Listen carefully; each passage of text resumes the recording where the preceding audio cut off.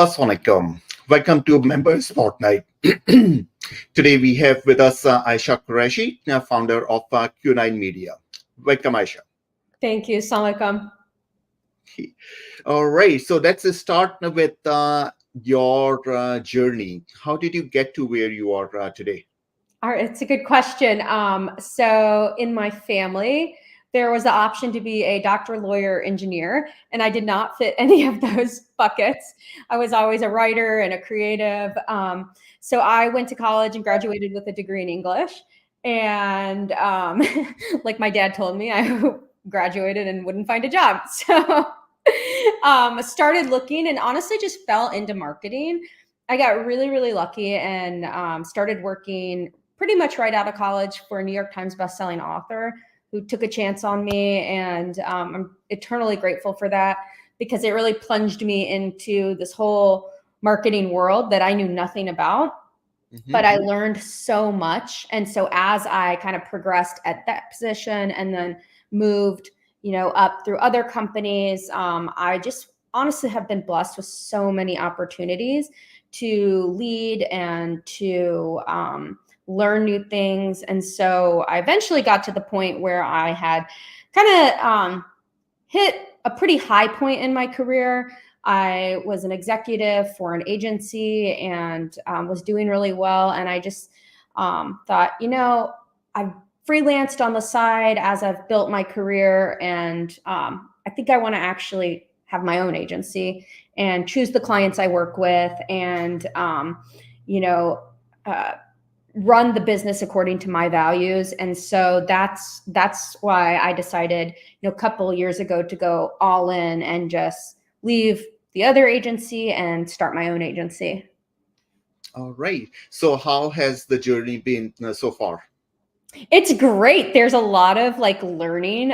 It's so funny because being in marketing, I'm used to thinking about my clients and thinking about the seasonality of their business and how they're positioning themselves and messaging themselves and all of that good stuff that comes with marketing. And it's more difficult to do for yourself. So that's something that I've had to learn to do, even just selling my agency and, telling people about it and be more open. These have been all lessons that I've learned, building my network. AMCOB is huge. I really enjoy being a part of it. But just the journey has been great, but big learning curve. But I'm thankful for it. Sounds good. And thank you for being part of AMCOB. So tell us about the specific services that you provide under Q9 Media. So Qline is basically, we're a full service marketing agency, and we really have two kind of buckets of services. So we have highly specialized marketing services where we can help a company either in the middle or from the ground up build out their positioning, their messaging, their branding, and then their marketing strategy using all of that. The other thing we do is we have recently launched subscription-based marketing, where people can subscribe to a package of what we're calling unlimited marketing, and they just put in their order for whatever they need, and then we fulfill that order for them. Okay. So do you focus on any particular industry or company size that you work with? When I started the business, my goal was to provide the best service and the best quality of marketing to small and medium businesses. Enterprise companies, they have access to everything. I really wanted to serve, and we do serve primarily small and medium businesses. We've served a lot of startups. We've worked with the SaaS sector. Financial industry is pretty big for us. And then a lot of local businesses as well. Okay, that's great. So any particular story that comes to your mind in terms of success story where you made a difference for your customer? Yeah, this is one, honestly, this is a story that I love because it keeps the business just keeps growing. So this is a client of ours. We started working with them, I want to say in April, and they came to us. They had, they paid a pretty large amount of money for PR, and the PR wasn't really working for them, even though the person that did their PR was fantastic. but the website that they were being sent to was not high quality. It wasn't designed for the purpose of lead capture, which was this company's whole need, basically. And so we encourage them to take a step back and work with us to do a site redesign, reposition, and rebrand. We did a whole new logo for them, and they were initially very resistant. They were scared, like most business owners, because any business owner, it's your baby, right? And Yep. so, but they agreed, they trusted us, which we're so thankful for. And basically we launched the website and relaunched their Google ads, and they have gotten, I mean, their leads have tripled. People comment, wow, we love the new look. It's great. And they are very, very close to just having a full pipeline to the point where they can actually have a waiting list. And this is a medical clinic that does not take insurance. So it's a highly specialized clinic that, you know, because they don't take insurance, they have a very specific audience they're reaching. Okay. But that one makes me happy because they had actually recently gone on vacation. So I said, hey, let's turn off the ads. And so we turned off the ads, but they were still getting organic leads, which was great. So yeah, All definitely. right. No, that's good. In the in your entrepreneurial journey, now you came from the corporate side and then started your own business. What did you find out about that you didn't know before about being an entrepreneur? Um, I think being an entrepreneur is very romanticized, and I knew that it took hard work, late nights. Hmm. I don't think I realized how much I would always be thinking about my business. And so I went from, you know, being someone who I would think of business ideas, of course, brainstorming ideas for clients. But now it's like, even when I'm on vacation or with family, I'm always thinking about my business, and I have to work extra hard to compartmentalize and say, okay, we're not going to think about that right now. You'll figure it out. You figured other things out, but not right now. So, and the other thing is the importance of keeping a strong pipeline and constantly networking. Like, you cannot just ride a wave, whether you're in e-commerce or have a service-based business like I do. You Hmm. can't just like say, oh, we just had a great month and sales were so awesome. You have to be always looking towards the future.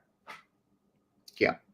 So talking about future, where do you see Q9 media in a year or 2 years?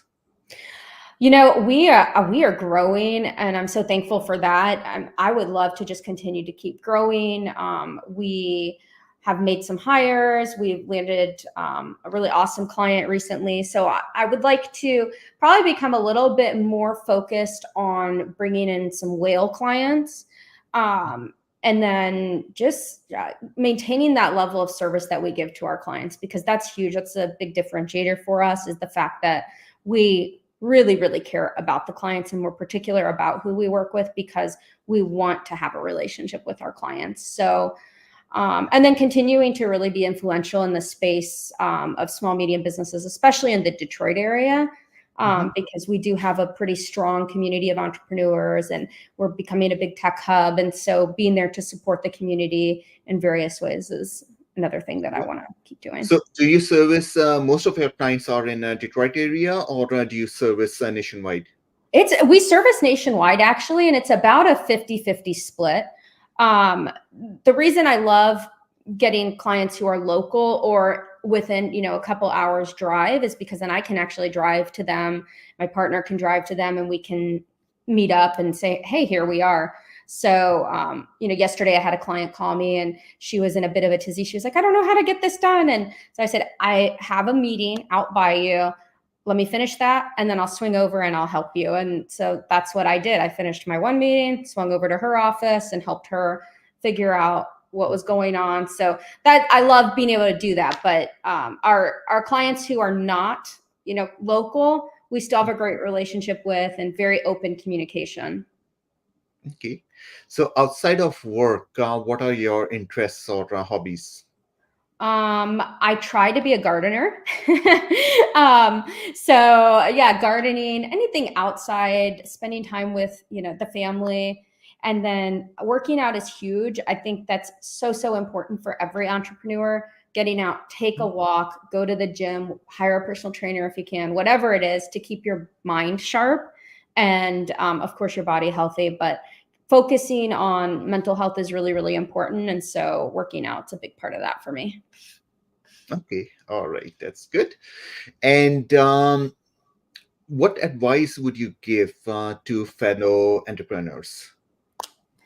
I would say it depends on who the entrepreneur is and what they're pursuing, but join a group like AMCOB or a local business networking group where you can connect with people who are more knowledgeable, more successful than you, because what I found is anybody who has experienced success, they're willing to share that knowledge. They're not going to like gatekeep it.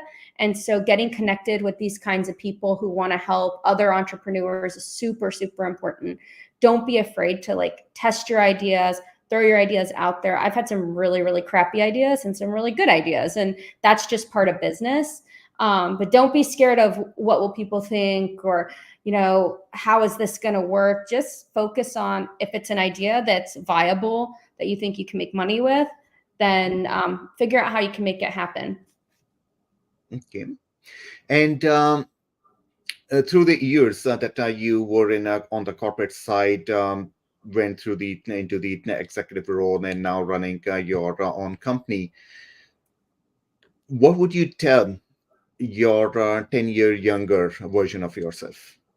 I would tell myself that you have no idea where this is going to lead. And like the coolest thing is, you know, you can look back and say like, oh my gosh, I got this job and then this one and this role prepared me for this next one. And you just see the progression and the purpose for every little thing that like happened and every little career jump you made, every person you met. Like I said, met so many incredible people who just believed in me and gave me the opportunity to do things that at some point and sometimes I was not qualified to do, but they let me do it. And you learn through those experiences though. And that's one thing that I strongly believe is, you know, every experience you have, every opportunity you're given, take advantage of it, find a lesson in it. Might be a hard lesson. You know, I sent an email to 300,000 people that had an error in it, and and I didn't catch it until after the fact. And that was earlier in my career, but it was like, okay, the lesson was, even though it goes through 3 proofreaders, give it a final proofread yourself. So, you know, just learn the lessons and don't be afraid of failing. Just say, okay, I failed at something. Let's move on, but don't beat yourself up over it. Okay. How much in the entrepreneurship, especially, how much your faith has played a role? I think it's played a huge role from the perspective of like just trusting that everything will work out. There's a plan. And I think that comes also with just getting older as you start to see how things in your life, you know, like I just said, lead up to where you're at. And so then moving forward, you can say, well, I've already seen these things in the past and how like they've led to where I am. So now I know whatever I'm going through, whether it's business or personal life, is going to lead to something even better down the line. But just building that trust and that confidence for sure. Okay. All right. No, thank you so much for being part of AMCOB and being also being an ambassador in Detroit. Thank And you.